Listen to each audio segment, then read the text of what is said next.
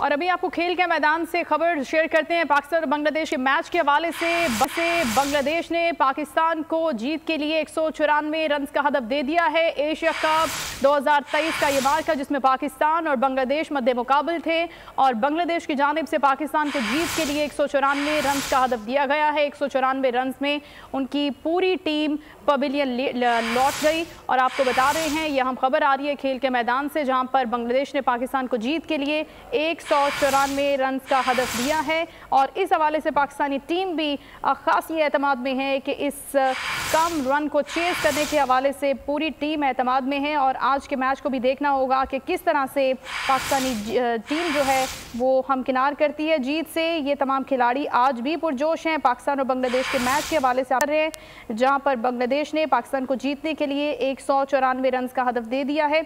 Asia cup का ये मार्का है जिसके हवाले से हम आपको अपडेट भी कर रहे हैं। खबर आपको दे रहे हैं पाकिस्तान और बांग्लादेश के मैच के हवाले से और आपको बताएं कि बांग्लादेश ने पाकिस्तान को जीत के लिए आज 194 रन का हदफ दिया है।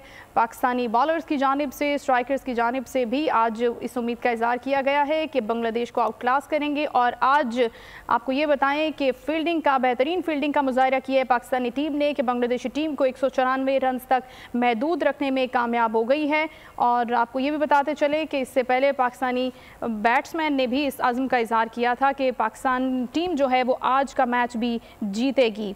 अभी हम आपको खबर दे रहे हैं इस मैच के हवाले से कि 194 रन का हदफ दिया गया है। सुपर 4 का ये पहला टाकरा है जिसमें शाहीनों ने शानदार बॉलिंग का मुजाहरा करते हुए बांग्लादेश के पहले 5 खिलाड़ियों को 150 रन पर ही पवेलियन लौटने पर मजबूर किया था और अब पूरी टीम 194 रन पर पवेलियन लौट चुकी है।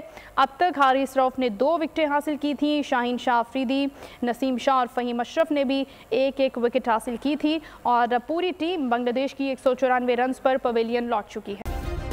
सब्सक्राइब करें और बेल दबाएं ताकि कोई खबर रह न जाए।